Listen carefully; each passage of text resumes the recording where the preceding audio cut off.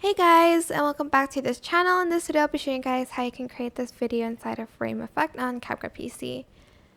So, for instance, you want like this to be your frame, and you want it to be a heart-shaped frame. So just select the heart first and kind of like mark where you want the frame to be, like this for instance.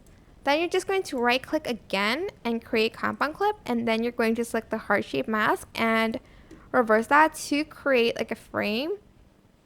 You can also like feather that out a little bit, and then you can basically add on your video or photo underneath that.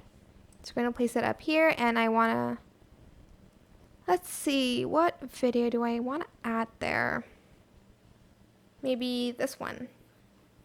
Select the heart shape again, and you're just going to mask it again, and you've got this really cool frame. I hope this tutorial was helpful for you guys. Don't forget to like, comment, share. Also subscribe to this channel if you haven't done that already. If you have any more questions, just leave it in the comment section down below. I will try my best to answer them all for you guys. And if you found this video helpful, please click the thanks button above the description box down below. Thank you so much for watching. Bye.